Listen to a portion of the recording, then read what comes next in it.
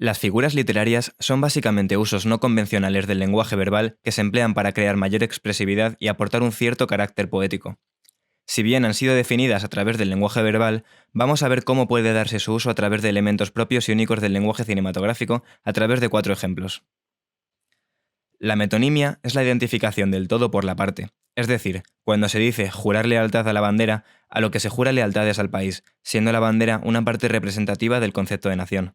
El uso más obvio que se puede dar en el cine es a través de la imagen, como hace Woody Allen en Midnight in Paris, donde el primer plano de la película es directamente la Torre Eiffel, por si alguien no se había enterado del título. Pero el lenguaje cinematográfico es audiovisual, es decir, 50% imágenes y 50% sonido. Por lo tanto, también puede utilizarse el sonido para identificar un todo, como es el caso de la música étnica para revelar la localización de la secuencia.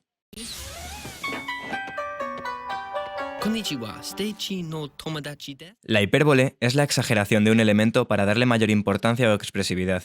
Por ejemplo, en su poema Elegía a Ramón Sige, Miguel Hernández escribe: «Tanto dolor se agrupa en mi costado que por doler me duele hasta el aliento».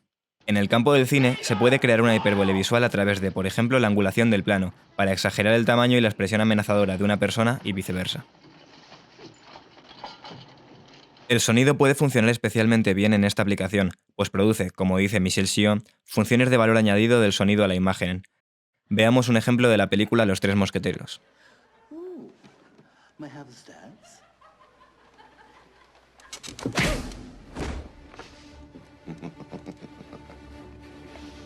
En este caso, como en muchas otras películas, se acentúa y estiliza el sonido del golpe para crear mayor impacto. Veamos cómo sonaría un puñetazo sin absolutamente ningún añadido en postproducción. Veamos ahora cómo cambiaría nuestra percepción de este golpe añadiendo diseño de sonido. Y por último, veamos cómo es si añadimos las posibilidades visuales que nos brinda la planificación, la fotografía, el montaje y el etalonaje.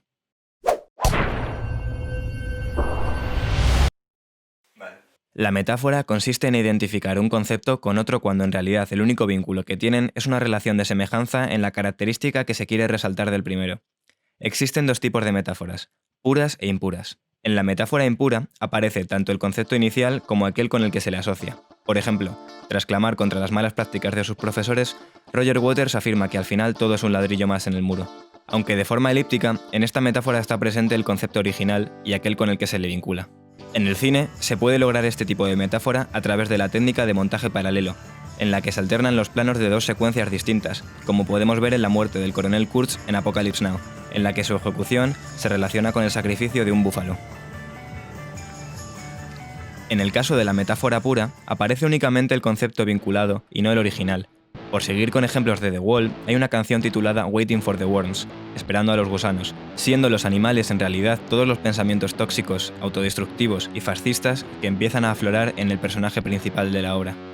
Para el lenguaje cinematográfico, vemos cómo Hitchcock emplea el montaje intelectual para crear una metáfora pura. Montaje intelectual es un término popularizado por el cineasta ruso Sergei Eisenstein, quien entiende el montaje como una idea que surge de la colisión dialéctica entre otras dos, independientes la una de la otra. Es decir, la sucesión de dos planos independientes que no tienen por qué estar conectados a nivel argumental produce una tercera idea. En la escena final de Con la muerte en los talones se une en un plano de los protagonistas felices sentados en la cama de un tren con una imagen del tren metiéndose en el túnel.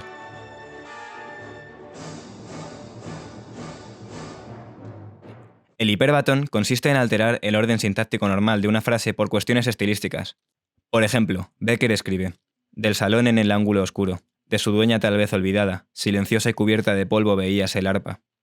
Además, este ejemplo nos viene muy bien porque está describiendo la situación de un objeto en el espacio que lo contiene. Gracias al montaje, el cine tiene la capacidad de descomponer y presentar el espacio en distintos planos que muestren aquello que éste contiene, de forma que se cree la imagen del conjunto en la mente del espectador. A esta técnica, Burch la denomina decoupage. Mientras que en el lenguaje verbal lo común es la estructura de sujeto seguido de un predicado que lo complementa y contextualiza, y es la alteración la que provoca el hiperbatón, en el cine la narración clásica consiste en pasar del plano general al primer plano, como podemos ver en la secuencia inicial de la conversación, en la que con un zoom in pasamos de un gran plano general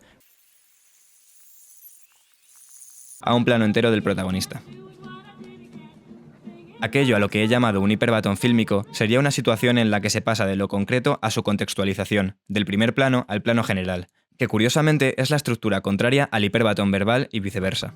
Como ejemplo de hiperbatón fílmico, podemos ver la secuencia inicial del corto Knick Knack.